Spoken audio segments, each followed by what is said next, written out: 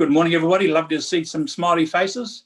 Bit of a real wet weekend, so yeah, hard to get out and do that bike riding and a good bit of power walking.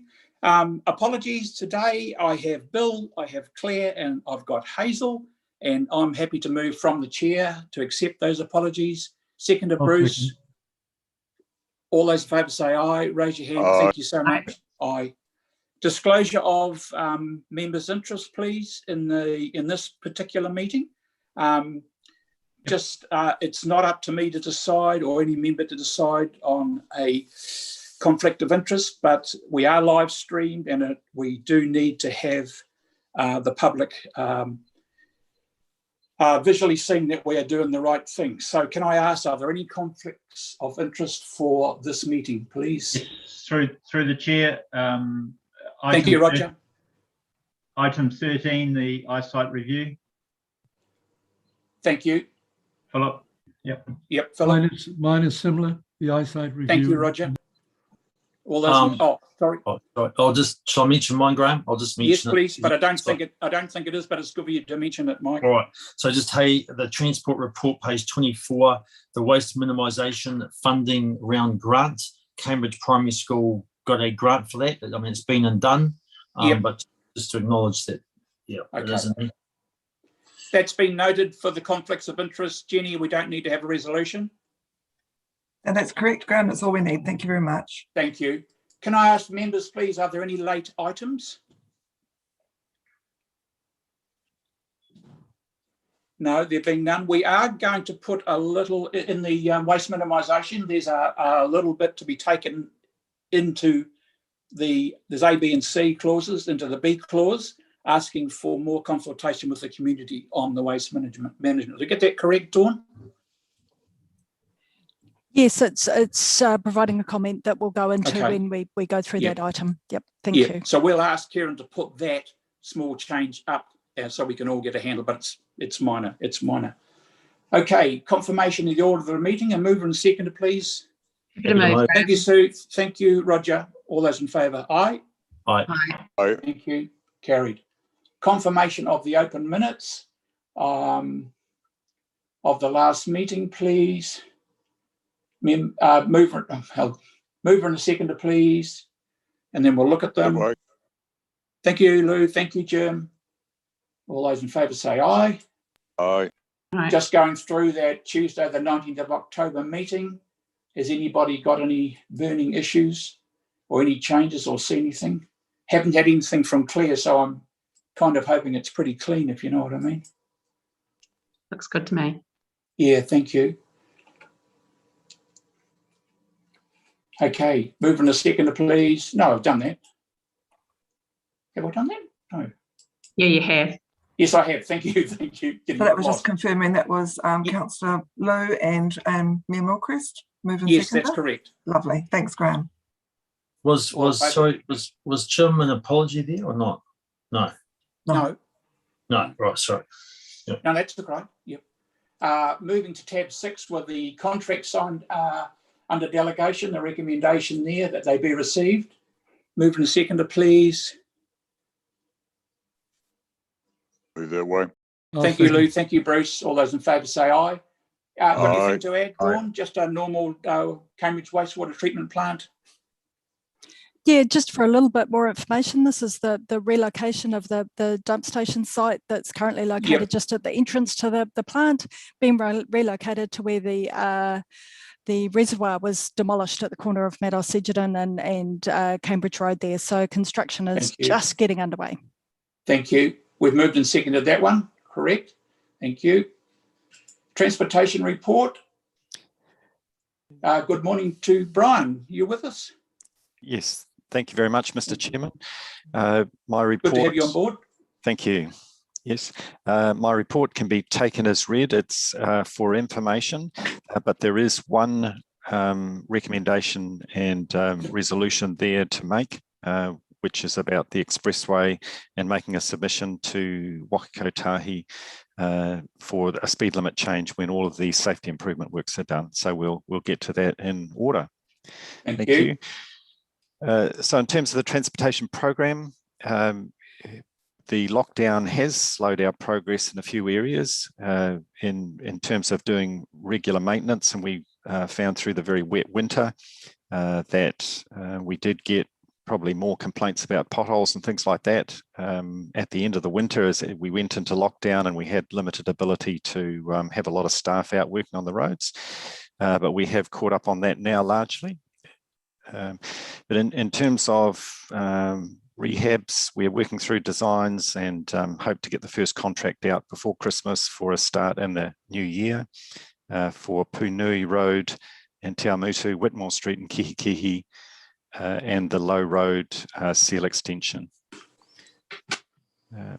In terms of the construction projects, we're still awaiting our bridge construction contractor to get back after COVID to finish off the Mangapiko Stream footbridge. And the Ahaupo School pedestrian improvements, the contract has been awarded, but through the lockdown, we haven't been able to get the contractor started on that. And we're wondering whether that might be better started in January and to complete the works before the school goes back then.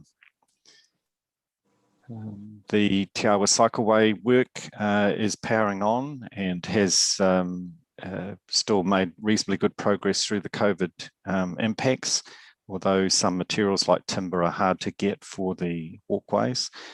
But there was a bridge helicoptered into place at one end just in the last week or so. So at 80% complete, we're certainly homing in on that completion date, probably early in the new year. Yeah. Brian, I was out there yesterday and they are working at this end, so I'm presuming that they have picked up a bit of timber from somewhere, so yeah, yes, it's good. Yep. And our Hamilton Road walking and cycling improvements are largely complete now with the traffic signals turned on. And I think there was just that last bit of work to remove the old zebra crossing, which should be largely complete too, I believe. Looking very nice.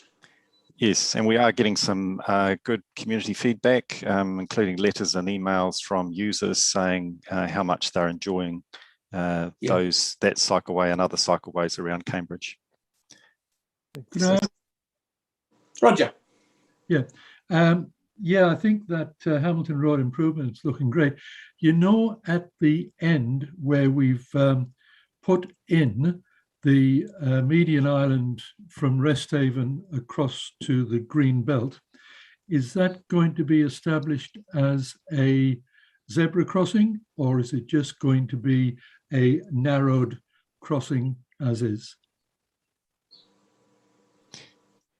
No, the intention was to leave that as an informal type crossing place with the median island, and a little bit further up towards Kelly Road, when the cycleway is extended, where there'll be bus stops and a lot more pedestrians crossing at that location because of the commercial activities and the adjacent residential development, that there would be a more formal crossing point at that location.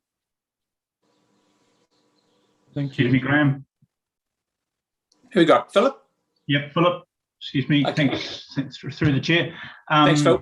Thanks, Brian, for your report. Hey, I know within the budget of the Hamilton Road project there was some there was money allocated to do some safety improvements and with some of the other streets, and I'm talking particularly of Ogle Street and Resthaven. And I know staff have met with management at Resthaven. Has there been an agreed safe crossing there opposite their buildings to get across to their residential villas across the other side of the road? Right, I don't believe formal plans have been agreed for changes there at this stage. Okay, but is there going to be some plans? I mean, I think Eric's met with them. I know Eric's met with them. So yeah, I'd just like to follow that up, please. Yeah, very good. I'll check in with Eric and just see where he's up to with that. Okay, thanks. Thank you. Sorry, further to that, I know it's not to do with the Hamilton, but there were talks, particularly when we had Streets for People, that at some stage there were going to be a zebra crossing on Bryce Street, because obviously as that is a rat track now, then there's a need for a safe crossing zebra area along that road, possibly by the somewhere near to the Queen Street intersection. Yes, certainly we're aware that we would like to put in, some forms of crossing and traffic calming in Bryce Street, and it's very likely that we would consider that as part of the bigger package of the urban mobility planning for that area and the connections through that area. So there's no short-term plan to do that straight away, but yes, that will definitely be in our thinking for the medium and longer term. Is there any chance of bringing it for consideration earlier, Brian? I just know that there's quite a lot of concern there's a lot of retirement areas along that road, as you know, and there's a lot of concern about safe crossing point now. So leaving it for some time in the future might not be appropriate. Yes, no, that's understood. We'll have to consider that carefully in our list of priorities. Thank you. So just moving on through the report under 3.2 there, the CCTV service. So there is the intention there to do a bit of a strategy development with a provider, an expert provider in this area, just to make sure as we go forward with investment that we are going to meet as many of the users, police and users and ComSafe and council objectives for the system as possible. Yep. I see more questions, hands up for questions there. Yeah, Susan, you've got something? Yeah, through you, Graham. Thank you, Brian. Hey, just a quick question. Sorry, just to jump back to the transportation program there in terms of that street lighting upgrade. You've mentioned there that there were upgrades planned for Dick Street, Kihikihi, and Pollard Drive, Tilmuto. Have you got, except that the budget's been reduced and so on and so forth, but do we have any more precise timing in terms of the Pollard Drive lighting upgrades? Obviously, there is an issue of safety in that area, and it's been something that the Tilmuto Community Board has pushed for some time now. So, in fact, we've mentioned it last night at our strategy session. Are you able to give us any clarity on when that might be expected to take effect? Yes, certainly. I hope to get some expert design work done before Christmas for that site, and then give it to our streetlight maintenance contractor in the new year. So I would hope that in the first quarter of the new year, we'll be able to complete that work. Okay. Great. Liz, question from you. Thanks for that. Yeah, thanks, Graham. Hey, also, Brian, I just wanted to check on the new subdivision on Lamb Street, when their lighting is going to be turned on. I just have ongoing queries around that. Right, yeah, so I understand that we have been back to Waipa Networks and our maintenance contractor to find out what the issue is there and to get those streetlights connected. So yes, I apologise. I thought they probably were already livened, and I'll have to follow that up and find out why not if you're telling me that they're still not going. Thanks, Brian. Yeah, that sounds good. Brian, can I just ask a question? Were you able to pick up on the cameras that truck that hit this big steel barrier just by Lukenoir? It hit it so hard, the steel barrier went up and the chains all went right over the top. It was a massive bang. Yes, so we're certainly aware of that. We have the culprit on CCTV camera, and wow. We've provided that information to the police for enforcement action, and we will be recovering costs. They came out and then blocked it and did it and rejigged it at 8 o'clock last night, so it's back down again, which yes. I think there's stopped quite a few people taking some liberties this morning. Yep. Yeah, thanks, Brian. Okay. Oh, sorry, Michael, missed you. Yep, thank you. Just through the chair, Brian. Hey, tell me if I need to take this offline. I've got the right person. I just had a resident approach me with regards the Somerset Drive Retirement Village. So the Somerset Retirement Village on Norfolk Drive and they've got consent for an access point through Mary Ann Drive, which is a small little drive off Norfolk. And the residents there are concerned because this project will last for many years, that they're not happy that is the main entrance for all the service vehicles, trucks, etc. And they're wondering, whether we could get that changed either to Norfolk Drive further down, opposite where the medical centre is going to be, or indeed the back of the property on that little road that goes along Victoria Street. So, yeah, so who would we talk to about that? I mean, resource consent issue, etc. Yes, you're quite correct. It is a consenting issue, and there will be consent conditions placed, and the planning team are probably best to deal with that, and the development engineering team. But I think for the residents, they need to be aware it was always planned that there was going to be residential development in there, and whether it's houses or a retirement village, it's going to be the same amount of construction. So yes, if you live in a unfinished subdivision area where more building is going to happen, you can fully expect a whole lot of construction equipment over a period of probably years. Yep. Well, just on that, Brian. Sorry, through the chair. Just on that, Brian. Somerset have got road frontage along Laurent Road, including the two houses that come off Laurent Road. So surely they could use that access as well, or that access instead, to get to the property. Yeah, I think these are questions probably better offline with the planning team, because they're not really things I can comment on. No, they are a planning thing, and I think there's going to have to be some talking to the reg committee or the reg people to actually get that. Yeah, thanks, Brian. Okay, thank you. Thanks, Phil. Yep. Just back into the report, there are some footpath maintenance works and renewal works underway around the district now that the weather's improved. Let's see. In the road safety report from our road safety coordinator, quite a few community activities through August to October have had to have been postponed as a result of the COVID shutdown, but a lot of planning work has gone into getting ready for summer and the activities that will continue. So if anything, it's just a delay to the program rather than cancelling any particular activities.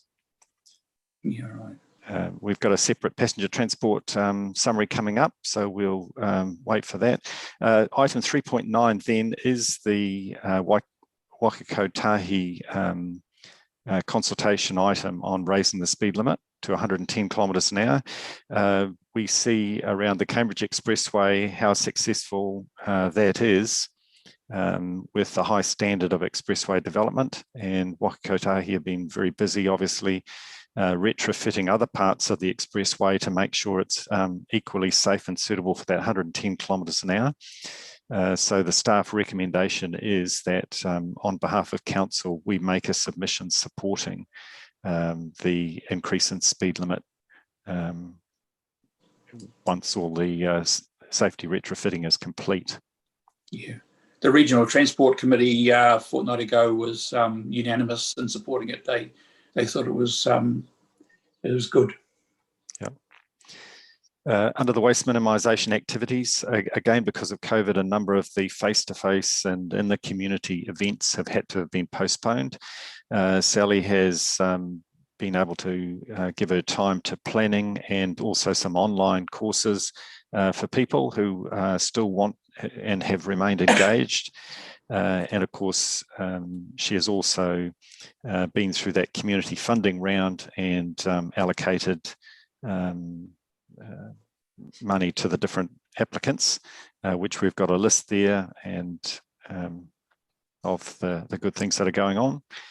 There's quite a variety of new activities there, and also support to some of the continuing ones like the urban miners with the e-waste collection. And interesting there to see around the charity shops, and there are a number in each town, how we can help those charity shops and make sure that people aren't dumping materials there that then end up straight in the landfill. Do you have a question, Marcus? Yep. Can I just say big thanks to Sally for the work that she does. She came out to the Kiki Day and it was really well received. And it was an awesome setup with having the truck there and stuff. And no, I think we're doing really great stuff in this waste minimisation area, and that's good work. Yep. You can probably catch up with Sally on tab 9 because she'll be reporting on that. So yes, yeah. Correct. Thanks, Then. Brian. Yep, in terms of Section 5 levels of service, during the lockdown period, of course, there were disruptions to the service, but the contractor is back to full routine collection and sorting now, and recycling volumes, volumes that are now going to recycling have increased as a result of that. In terms of levels of service. Sorry, Roger. Go. Yes, if I might, just at the recycling collection, the fact that we're now down at level 2, does that now mean that all of the narrow streets that weren't collected under level 3, they're now back included in the normal fortnightly collections, weekly fortnightly collections? Yes, actually, we did restart those when we dropped to level 3.2. So they have been back to routine for a little while now. But I didn't know that. I've been taking mine up to Queen Street. Right. I think we got a message on antenna about that, Brian. Yes, yes, there was a message out. Yep. Yep. Under the 5.4 there, in terms of dealing with customer requests, so we are a bit below the target. So over the last few months, I've been 2 staff short with a couple of resignations, but we've filled those positions now. And with the last chap starting in 2 weeks' time, that's our. So we've been sort of a bit of a stopgap measure with contractors and other staff trying to assist to get us through that period. But we can see there in the graph under 5.4 how there were a large number of customer requests during July and August when we had a lot of rain, but also in that period when we couldn't have as many staff out doing work as we would normally like. But we are driving down that number of requests. And that does bring me to the end of the formal part of the report. If there's any other questions. Brian, can I just ask, are we getting, with the wet weather combined with the COVID lockdown, are we getting well behind with our roading maintenance, or are you confident that we're keeping up with it? I think we've largely caught up. We've got pavement crews out doing repairs, because of the wet winter weather, but we've also got sealing crews out resealing roads, and they're making good progress there. So that certainly does start to improve the look and feel of the network with that renewal work going on. Good. Philip, have you got a question? Yes, thanks, through the chair. One thing I really like done, and I know that a lot of members of the community would like done, is a tidy up of the traffic island at Duke Street and Albert Street. I'm not asking for any major work. All I'm asking, please, for it to be sprayed, and then a few weeks later come back and pull the dead grass. I mean, the grass is quite high. It's 0.5 metre high or so. And it just looks terrible, and it has done for many years, and for many years.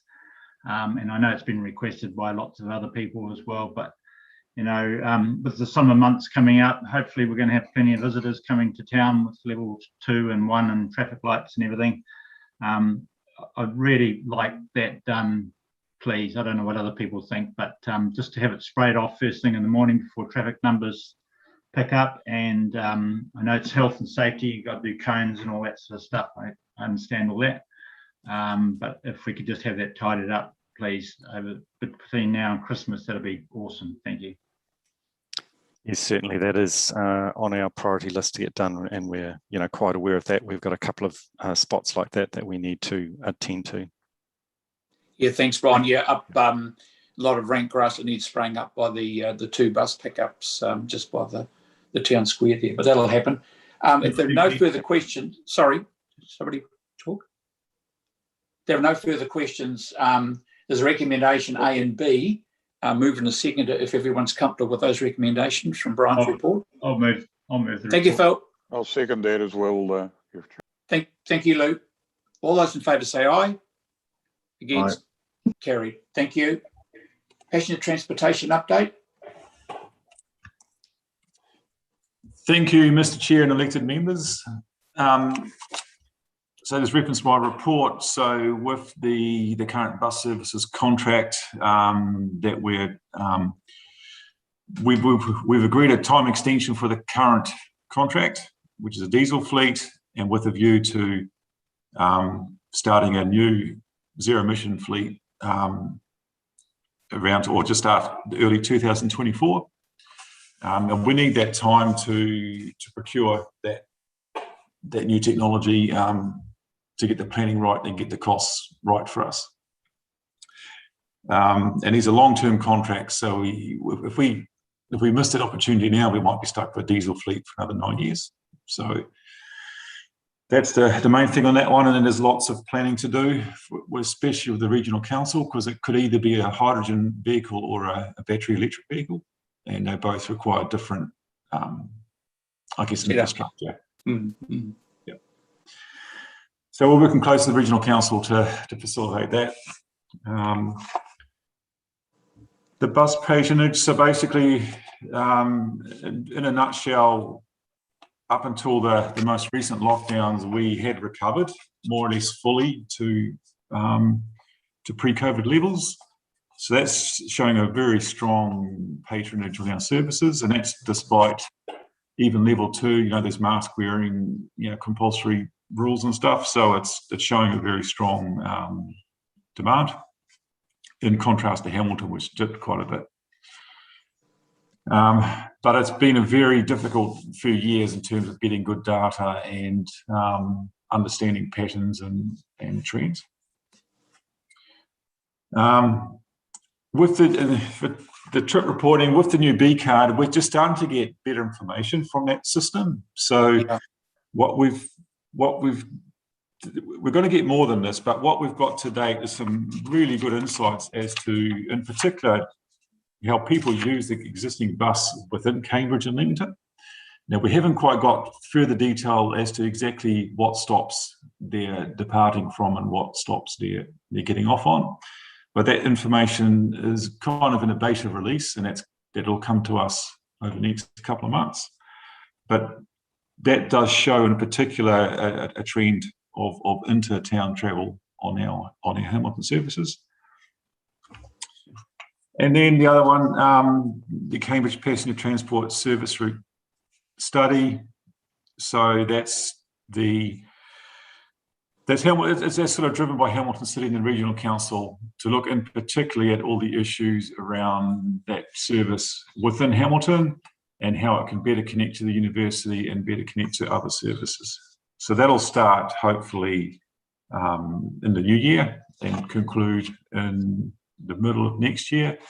And we intend to report back to this committee on progress on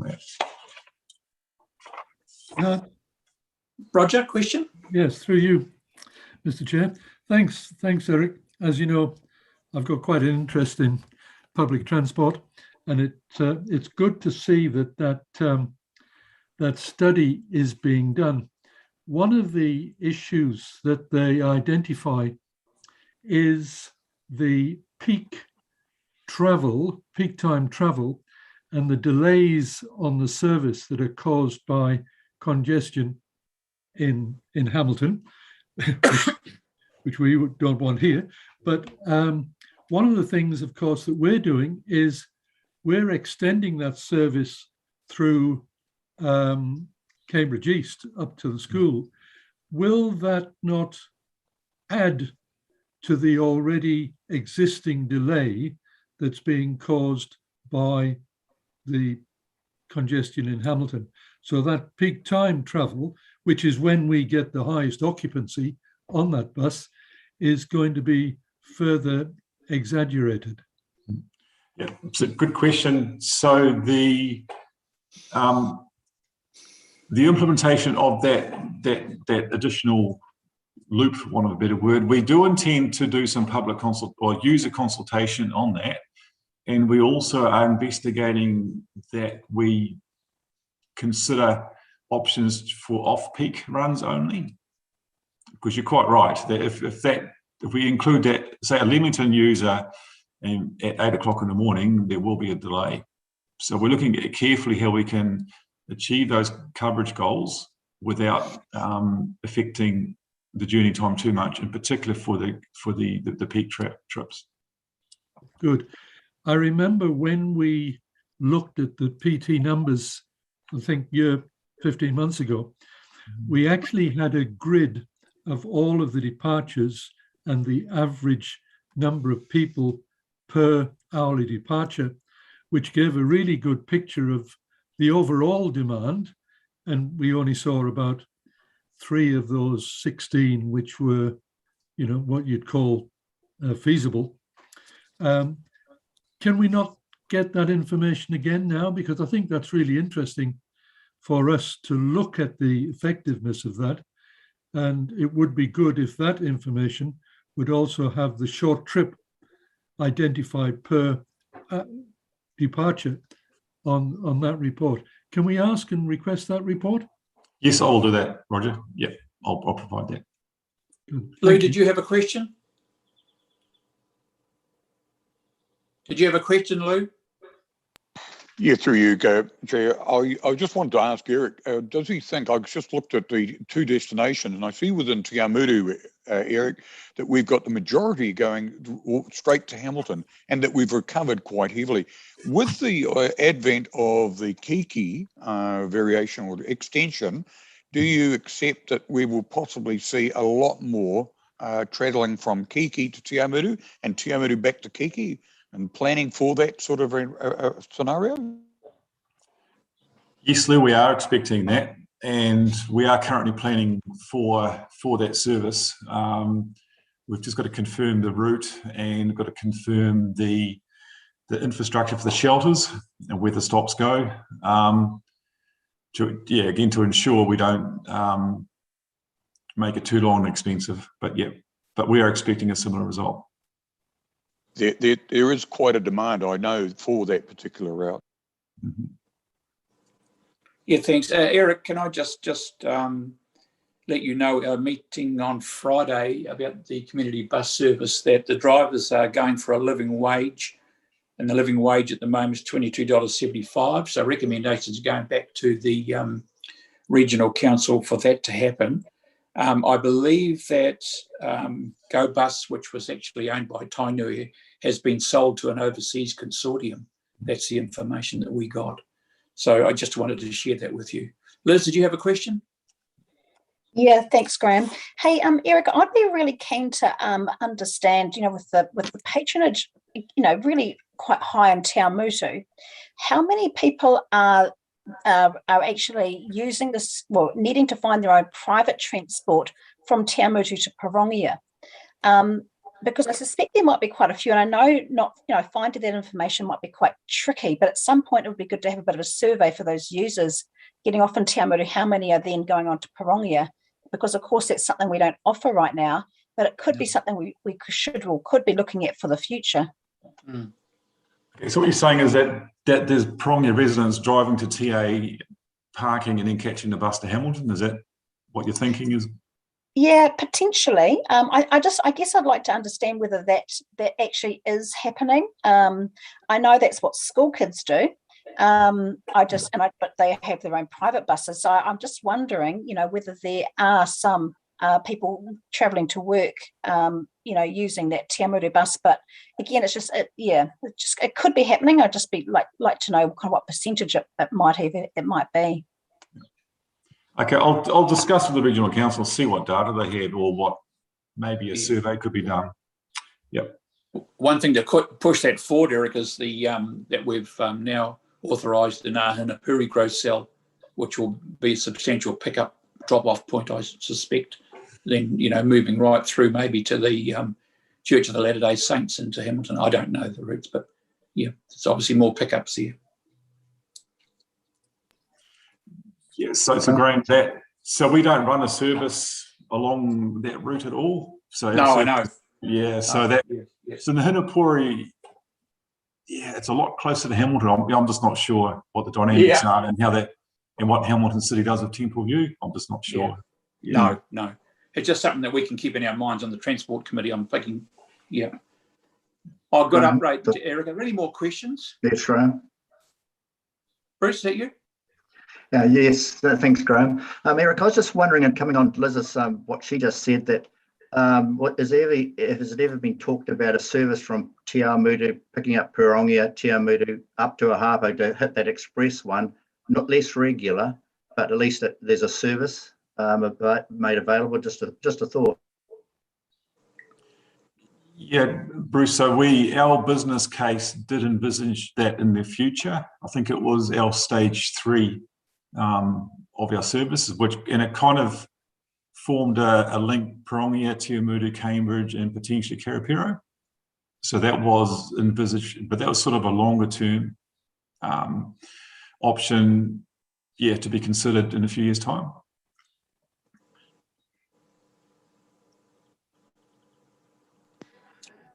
All right, Bruce. Yeah. Thanks, Graham. No, thanks, Eric.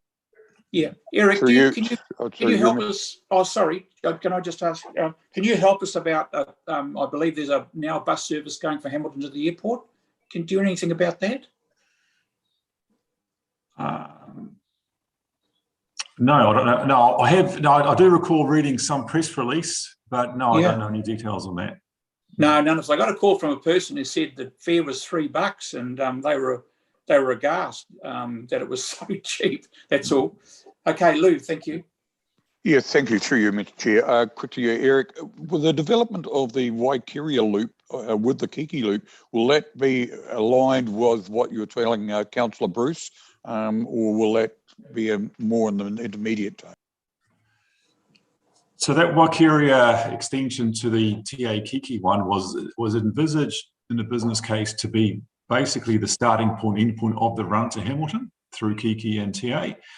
We've explored that with the regional council, and they've actually met with the prison, and the prison was not supportive at all of that service.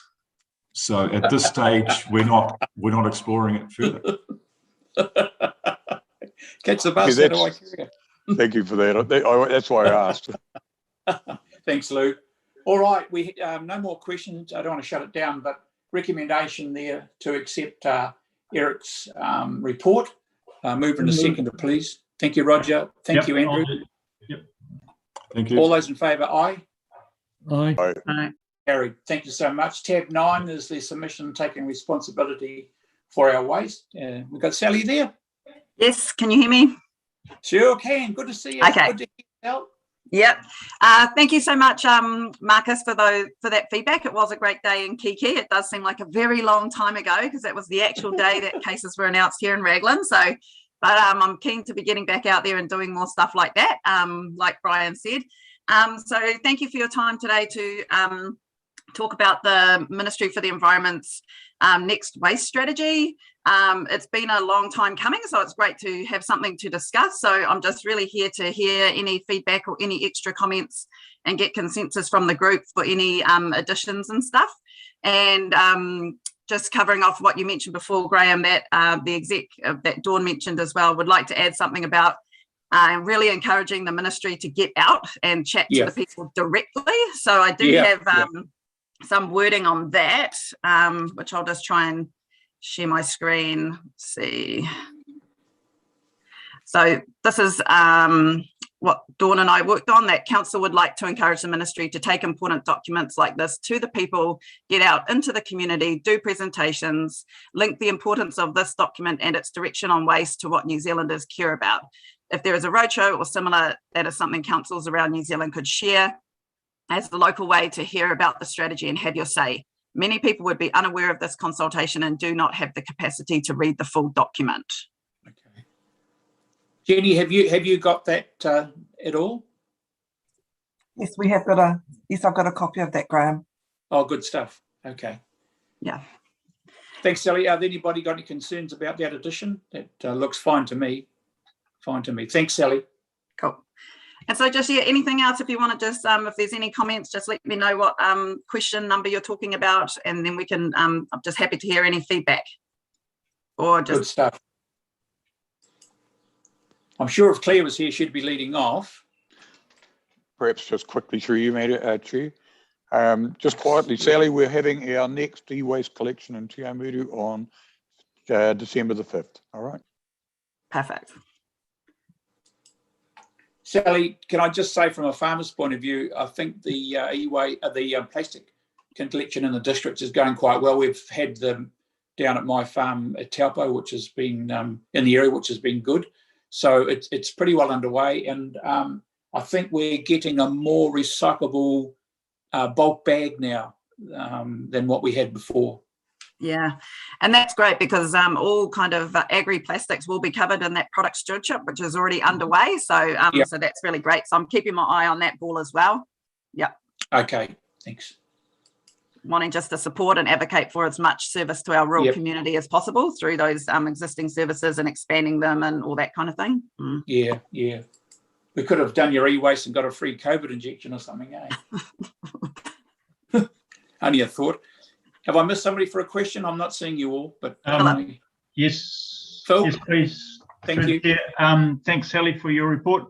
Hey, I live in a rural area as well, and I do a lot of running and biking all around the country, and still see a lot of rubbish, particularly KFC and McDonald's and that type of thing.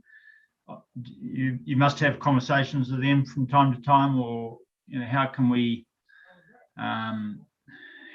minimise that a lot more? I mean, there's huge amounts of rubbish still lying around, and a lot of it's recyclable too. I pick up cans when I'm running around.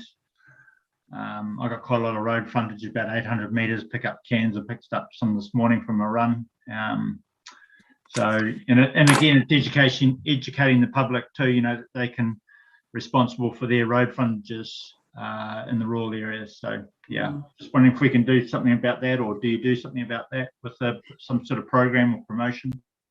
Yeah, so in the strategy, they do have a big focus on litter. And so one of my key pieces of feedback, and I spoke with Carl Tuddy about this as well, is we want the ministry to differentiate between illegal dumping, like dumping a couch and a bed and a piece of whiteware, and littering.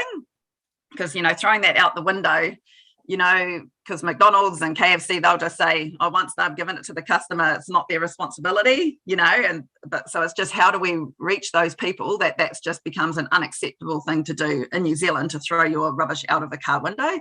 So they do kind of talk about that and talk about education, and we recommended values-based education, as well as more instant spot fines. I think that's something that Carl from the enforcement side was saying is that's something that could be needed and improved from the old Litter Act. Yeah.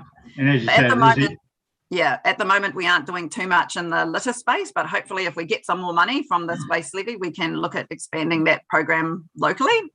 Yeah, as you say, it is educational, and it is generational too, because it's been happening forever, hasn't it, really? So but now we've just got more plastics and that type of thing around to what we used to have, say, 50 years ago type of thing. But people got to feel proud about their districts and areas and things like that. So and I don't, and again, cyclists, I'm in the Tamura area, so there's heaps of cyclists running around here. You don't see a lot of those. Very rarely do you see any of the cyclist waste, those tubes and things that they suck on and chuck out the window, not out the window, I mean just over their shoulder. So fortunately we don't see a lot of that, which is fantastic. So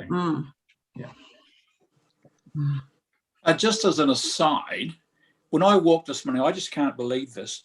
I picked up rubbish and drink bottles from the bus stop by the church, and there's a bin right there. Then I went down and did the same thing by the Superloo where the bus picks up, and there's a rubbish bin right there. Then I went across to the town hall and picked up rubbish and drink bottles and cans where people have been sitting on the bench seats. And once again, there was rubbish bins right there. They just don't seem to be doing the right thing and just popping them there to make it look right. Yeah. Yeah, so I did make a big comment on that at the end of the submission, because the ministry had actually stated that a way to reduce litter was bins and public recycling bins, which I don't actually agree with, because we're actually, we can't have bins every single metre, because we do see people littering right by a bin. So to me, it's more education and a values-based thing. So I think we did capture that in our feedback. Yep. Sally, I've been talking to Brian earlier about this, and there's a lot of people eating outdoors at the moment just to get outside, and he's talking about an extra pickup during the weekend on a Saturday, because pizza bins and KFC and everything were just piled up on top of the receptacles. So I think that would be a good move at the moment, but if we're freed up a little bit now, maybe, but let's see how that goes. But I thought that was a good thing that should happen, actually.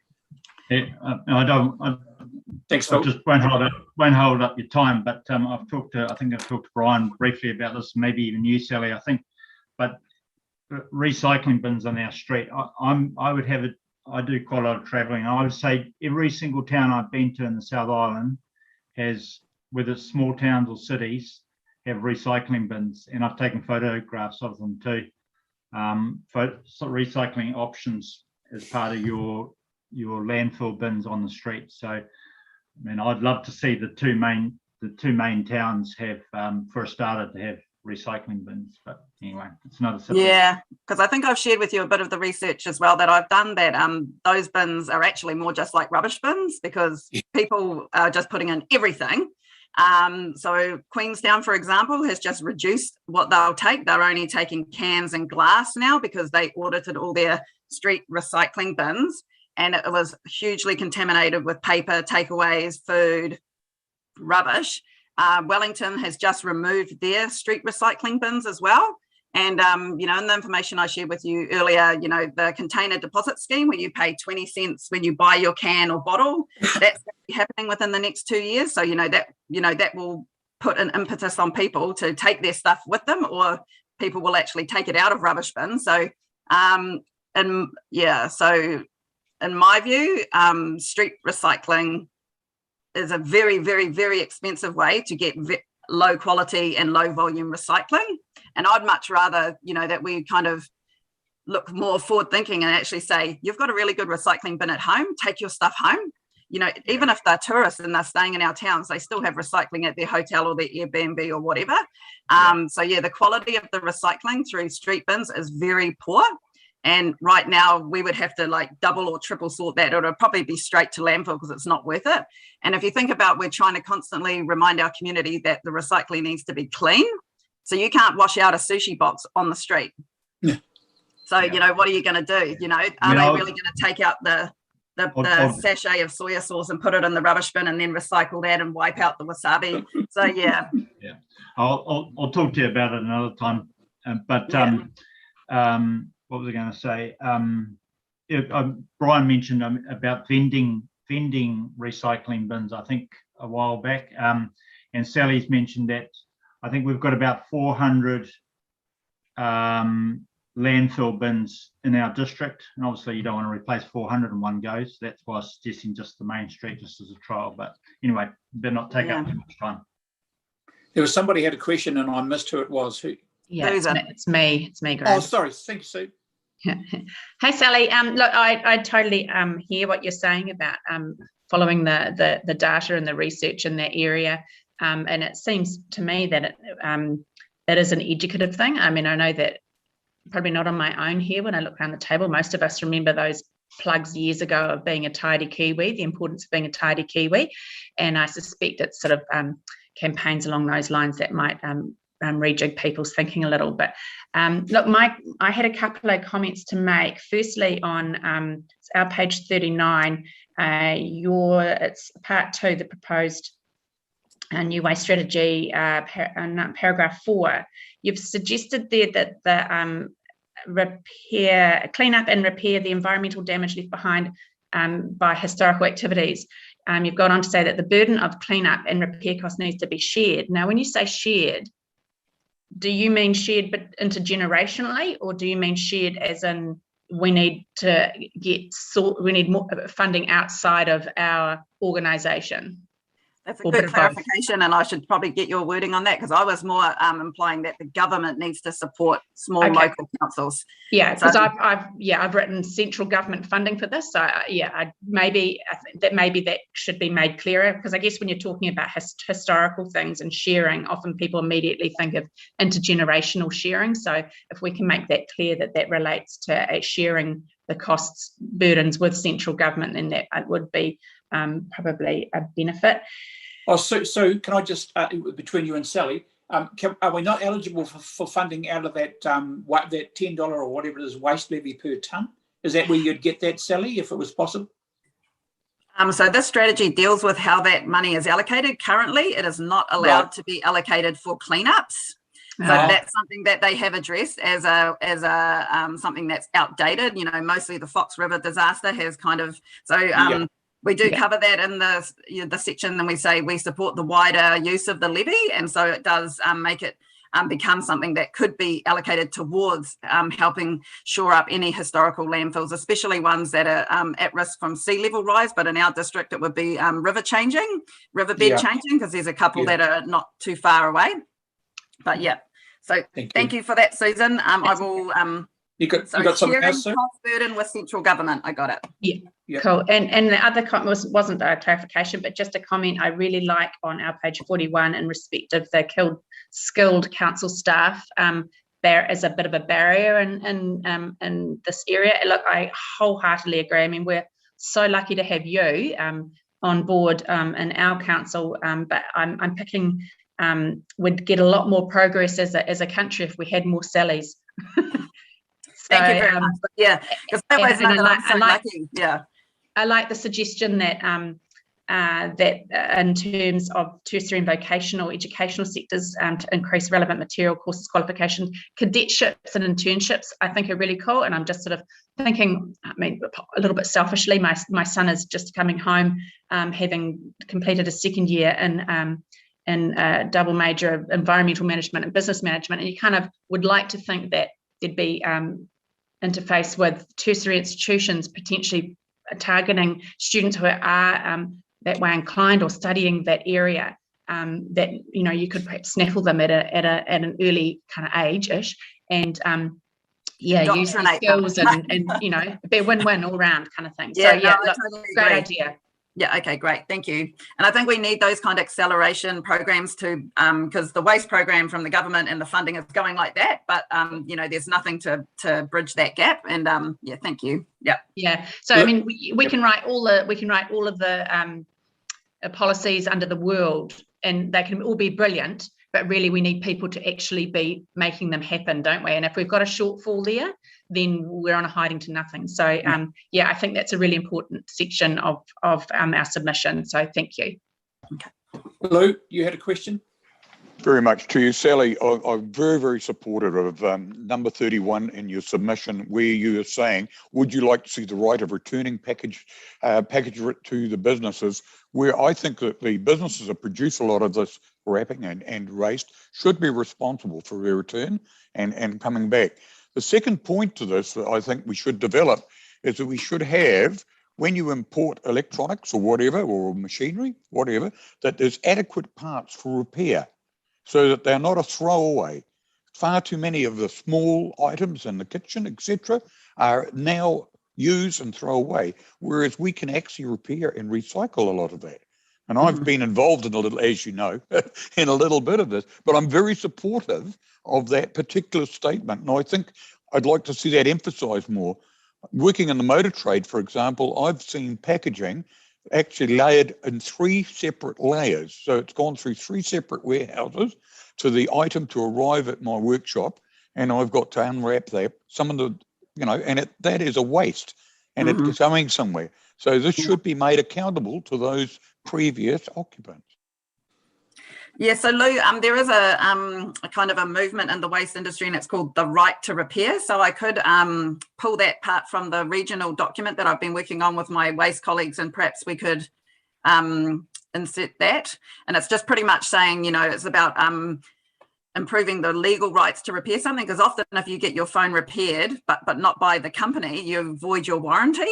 And yeah, so there's things like that. So it's just about giving more access to repair things. But yeah, that first point that you made is more about kind of globalization and consumerism. So because even when I was a teenager going out flatting for the first time, buying a toaster, you couldn't get one for the price you can now.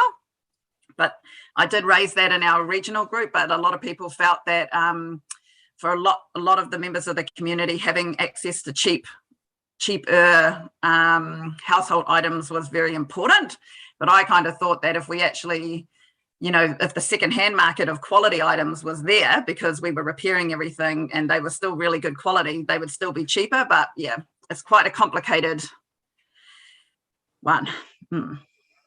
Thank you. Yes, there's a big legal stoush in America with John Deere at the moment.